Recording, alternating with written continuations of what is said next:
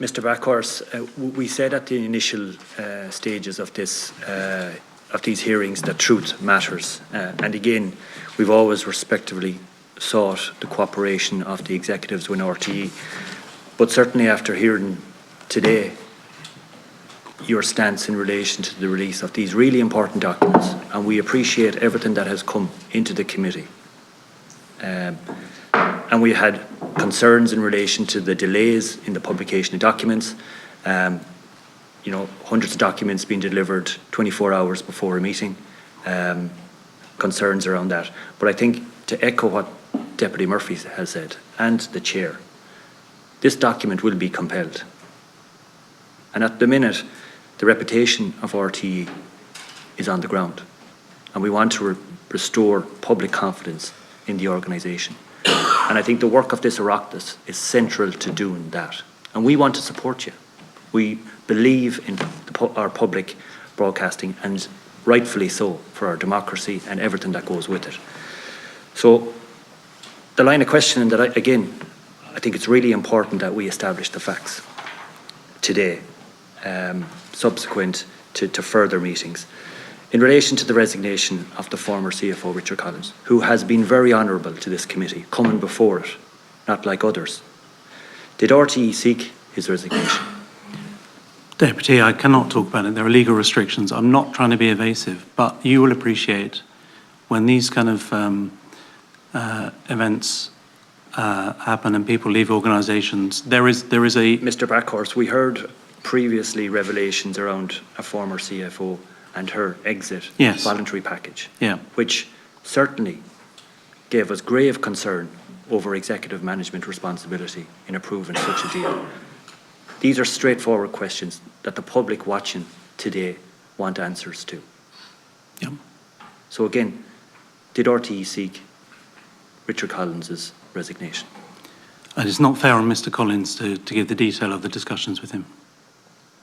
Was there an exit package agreed with Mr. Collins? I'm not able to give the details around individuals. And sorry, Deputy, if I could just, because I wanted to be able to give maximum transparency, the committee members will be aware that we asked for independent external legal advice from Arthur Cox about what we could and could not say about individuals.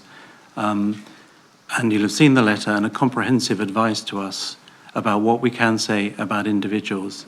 And hopefully that letter is in the public domain so that others can see it as well. And I think that answers the point, and it would be remiss of me to go against very clear legal advice. Well, can I ask in relation to the report commissioned for the external review on the voluntary exit package, when can we expect the publication of that report? So McCann, who are carrying that out, I asked for it by the end of September. They came back to me a couple of weeks before that and said that they had more paperwork to go through than they'd expected, and they also had some interviews with individuals to carry out and asked for an extension of several weeks to do that. And I said that was disappointing, but I wanted the report to be comprehensive and properly done. So I'm expecting it by the end of October. The end of October? Yeah. Okay. That was what they said to me, yeah. And again, not preempting, have you had any visibility in relation to the facts that have been established in relation to this? No, I don't think that would be appropriate. It's an independent report. Can I move on to the finances, the current financial situation within RTE? How much borrowing has RTE on its books at present? It's 65 million. And what's the statutory limit? 100 million. 100 million. And given the current financial situation, you have 68 million euros in cash reserves. You've established that this will run out in early 2024? Mid, I would say. Mid 24. And Mr. Backhorse, can I ask, how do you intend to find the 21 million in outbacks over the next 8 months to make up for the licence fee shortfall? We've already started work looking at the options of how we'll try and close that gap. There are going to be some tough decisions about that. We'll have to stop investment on some significant projects, digital projects and other projects, stop some capital investment. We'll have to keep a careful lid on the amount of recruitment we can do. We'll have to keep a careful lid on discretionary spend. there will be inevitably cuts to some content areas. One of the things that concerns me is about our ability to carry on investing in independent productions, because that's one of the few tools we have at our disposal, amongst other things, and that's an area I don't want to cut back as well. I try and manage that as carefully as possible, because that's really important to the whole of the creative sector in Ireland. And when will you deliver the strategic vision? The objective is the end of this month, or start of November. We just were waiting for some more facts, particularly around land valuations, and the final strategic vision has to go through board, and then we'll publish it. And will that provide options to government in relation to funding? We're not looking at the funding. What we're looking at is the future direction and strategic vision for RTE, and putting clear financial framework around that. But we're not looking to provide options, and I think the Minister's made it clear she's not expecting options, she's expecting us to give a clear vision. But she's also expecting that you would have genuine cost-saving measures and cost efficiencies. Yes, and the objective of this is that we drive costs out from within RTE, we make it a leaner and more effective organisation.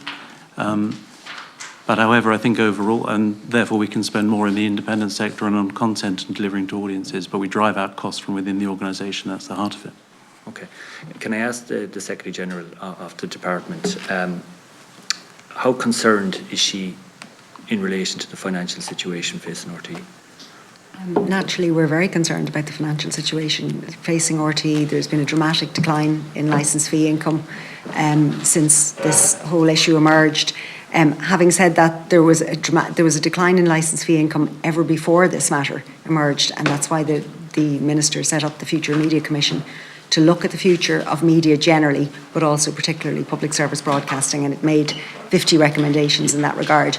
So we are very concerned, and that's why we asked New Era to look at their financial situation. So, yeah, in relation to financial management and budgetary management, how closely does your department work with RTE in this regard? We work very closely with them. We don't look at individual transactions, that's not our role, but we do. New Era is formally assigned to the department as an advisor to the department on RTE's finances, but has been working with us for several years.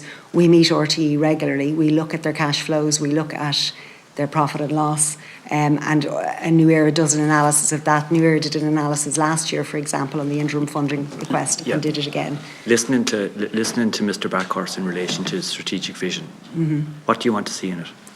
Well, the Minister's made it clear that she's not going to dictate what she wants to see in You're the accounting officer. You're the accounting officer, so ultimately it'll be your decision in relation to the revised estimates, along with the Minister. But it'll be the Minister's decision on the estimates. Yes, but again, as much as I'd like it to be my decision, maybe, but no, it's the Minister's decision. But you will sign off on the financial accounts in relation to this.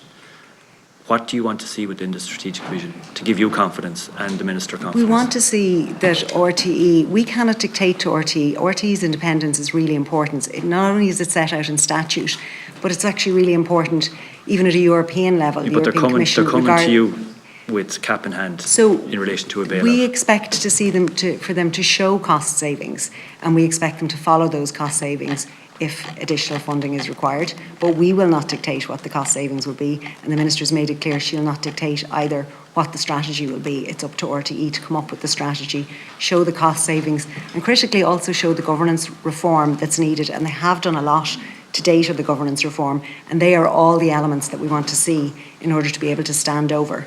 So obviously we would be advising the Minister in conjunction with New Era on any recommendation in relation to additional funding. Mr. Backhurst, what percentage is salary and wages on your annual financial budget? 51%. Legal costs are 51%, Deputy. 51%. So, are you staring down the barrel of compulsory redundancies if you're really looking for cost-saving measures? No, we're not. I think I've made it clear, and I was asked about this at a staff meeting yesterday at a town hall with all staff, that we're not looking at compulsory redundancies. And I think even if we wanted to go down that route, which I do not, we would need political sign-off from the department. And I think the Taoiseach and the Minister have both made it clear that there's no appetite for that.